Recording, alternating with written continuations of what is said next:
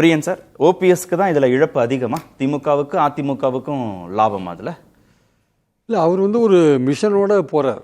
அவர் வந்து ஒருங்கிணைப்பாளராக இருந்தார். ஒரு மிஷனோட போறாரு. ஒரு மிஷன்னா ஐ திங்க் ஒரு மிஷன், ஒரு நோக்கத்தோட போறாரா? என்ன போறாருன்னா வந்து அவர் ஒருங்கிணைப்பாளராக ஒரு கட்சியில் இருந்தார்.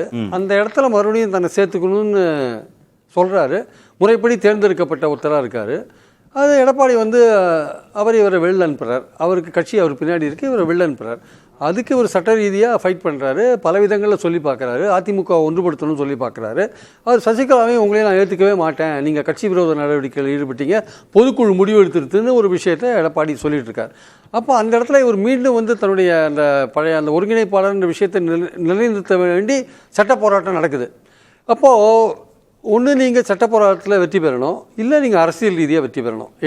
ஏன்னா உங்களுக்கு நேர எதிராக லீகல் ஃபைட் இல்லைனா பொலிட்டிக்கல் ஃபைட். அப்போ வந்து அவர் லீகல் ஃபைட்டில் வந்து இமீடியட்டாக உங்களுக்கு பலன் கிடைக்கிறதுக்கான வாய்ப்புகள் ரொம்ப கம்மி. அதனால் வந்து அது நிறையா வருடங்கள் கூட பிடிக்கலாம், சொல்ல முடியாது. அப்பீல் மேலே அப்பீல்லாம் போகும். அவருக்கு எடப்பாடிக்கு வந்து இப்போ பாஜகவோட கூட்டணியில் இருக்கிறதுனால எல்லாமே அவருக்கு சாதகமான விஷயங்கள் தான் நடந்துட்டு இருக்கிறத நம்ம பார்க்குறோம். இவரை வந்து பாஜக கைவிட்டுட்டாங்க. இவரை வந்து நாங்கள் உங்களை எப்படியாவது ஏடிஎம்கேல சேர்த்து விட்றோம், இல்லை ஏதாவது என்டிஏல வந்து நீங்கள் சேர்த்து கைவிட்டாங்க. ஏன் கைவிட்டாங்கன்னா எடப்பாடிக்காக கைவிட்டாங்க. ஈவன் பிரதமர் வரும்போது பொக்கே கொடுக்கறதுக்கு கூட இவர் அலோவ் பண்ணலைன்னா அப்புறம் என்ன சார் இருக்கு? அதுக்கு கூட இப்போ எடப்பாடிகிட்ட பர்மிஷன் கேட்டு அவர் முடி வேண்டாம் கூடாதுன்னு சொல்லவே அதையும் மறுத்திருக்காங்க பாஜகன்னா. அது ஒரு பாக்கியமாக கருதுறேன் கடிதம் எழுதுங்க. எந்த அளவுக்கு எடப்பாடியோட பேச்சை வந்து கேட்டுன்னு பாஜக இவரை வந்து அவமதிச்சிருக்காங்க பாருங்க. ஒரு அது வந்து நிச்சயமாக அவருடைய ஈகோக்கு ஒரு அடிதானே, தன்மானத்துக்கு ஒரு அடிதானே இது இருக்கலாம். அப்போ அவர் அனுமதிக்கல, பொக்கே வாங்குறதுக்கே அனுமதிக்கல, பூக்கடையில எல்லாம் சொல்லிட்டாங்களாம். அதான் ஒரு பாயிண்ட் இருக்கு, ரிசீவ் பண்றதுக்கு அனுமதிக்கல. அந்த பாயிண்ட் அவர் ரிசீவ் பண்ற குரூப்லயே அவர் இல்லை. அவர் அப்படி இருக்கும்போது எடப்பாடி சொல்லி அந்த நிலைமை வந்தபோது அவர் வந்து பொலிட்டிக்கலாக ஃபைட் பண்ணணும், இல்லை லீகலாக ஃபைட் பண்ணணும். லீகலாக வந்து இமீடியட்டாக அதுக்கு விடை கிடைக்கிறதுக்கான வாய்ப்புகள் இல்லை. அப்போ பொலிட்டிக்கலாக நீங்கள் ஃபைட் பண்ணணும். பொலிட்டிக்கலாக ஃபைட் பண்ணணும்னா நீங்கள் ஒன்று துரோகியை வீழ்த்துறதுக்கு எதிரியோடு சேர வேண்டிய கட்டாயம் இருக்குது.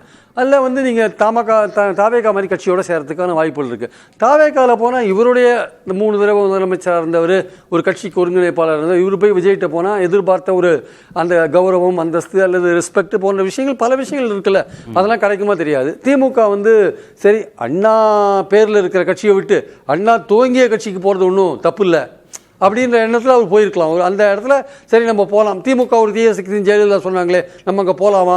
எம்ஜிஆர்னு சொன்னார். எம்ஜிஆர் வாழ்க்கை முழுக்க 72க்கு அப்புறம் திமுகவை எதிர்த்து தானே கட்சி ஆரம்பித்தார், நம்ம அதில் போக முடியுமா அப்படின்லாம் யோசிச்சா கூட அரசியலில் வந்து சில முடிவுகள் எடுக்கும்போது நீங்கள் ஒருத்தரை வீழ்த்தணும்னு நினச்சிட்டிங்கன்னா அதுக்காக நீங்கள் இறங்கி எப்படி வேணால் அடிக்கலாம். 2001 செந்தில் பாலாஜி போகிறதுக்கும், திரு அனிதா ராதாகிருஷ்ணன் போகிறதுக்கும், ஏவா வேலு போகிறதுக்கும், திரு சேகர் பாபு போகிறதுக்கும், திரு வைத்திலிங்கம் போகிறதுக்கும், திரு பன்னீர்செல்வம் போறதுக்குமான வேறுபாடு, இவர் முன்னாள் முதல்வர், கட்சியின் ஒருங்கிணைப்பாளர், அது அந்த ஸ்டேச்சர் தான் சிக்கலா இருக்கு. அந்த ஸ்டேச்சர் நிச்சயமா சிக்கலா இருக்கு.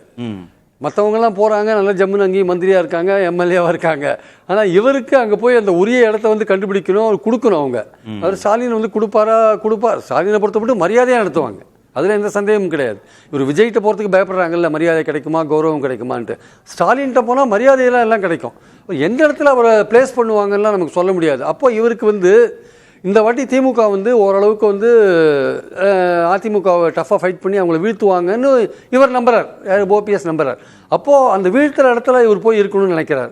எடப்பாடி பழனிசாமியை பலவீனப்படுத்தணும், அவர் வீழ்த்தணும்னு நினைக்கிறார். அப்படி பலவீனப்படுத்தி வீழ்த்தினா கட்சியில் இவர் மீண்டும் ஒருங்கிணைப்பாளராக போக முடியுமா? அந்த இடத்துல ஒரு பிரச்சனை இருக்குது. ஆக்சுவலாக இவர் வந்து திமுகவில் சேர்றாரா?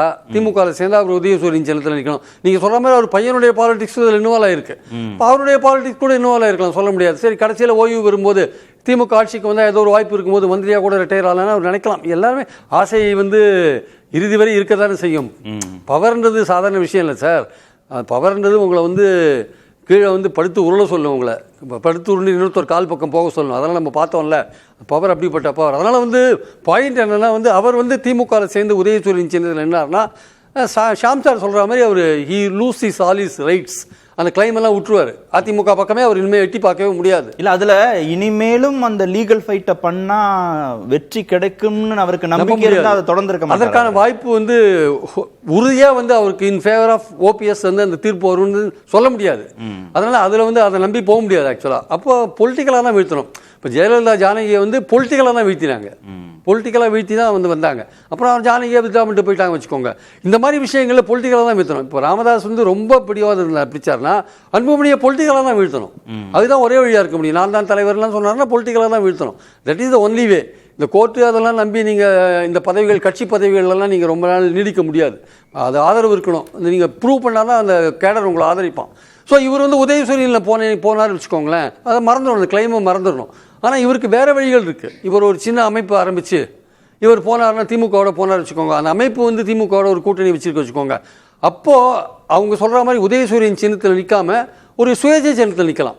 அப்படி சுயேட்சையில் நின்று அதுக்கப்புறம் எடப்பாடி வீழ்ந்த பிறகு அந்த அந்த அந்த அந்த சூழலில் வந்து அந்த கட்சியை வந்து நம்ம ஏதாவது ஒரு எடப்பாடியை தள்ளிட்டு உள்ள போகிறதுக்கான முயற்சிகள் செய்யலாம். சுயேட்சையாக நின்று சுயேட்சை சின்னத்தில், உதயசூரியன் இல்லை, சுயேட்சை சின்னத்தில் ஒரு சிறு அமைப்பு ஆரம்பித்து சுயேட்சை சின்னத்தில் நிற்கிற மாதிரியான வாய்ப்பு. அதுலேயே வந்து உதயசூரியன் தான் நிற்கணும்னு சொன்னாலும் அது ஒர்க் அவுட் ஆகாது. ஒரு சிறு குரூப்பை, ஒரு சிறு கட்சி ஆரம்பித்து ஒரு உதயசூரியன் சின்னத்தில் இல்லாமல் சுயேட்சை சின்னத்தில் நின்னால் நாளைக்கு எடப்பாடி வீழும்போது அந்த இடத்த பிடிக்கிறதுக்கான வாய்ப்புகள் இருக்குது.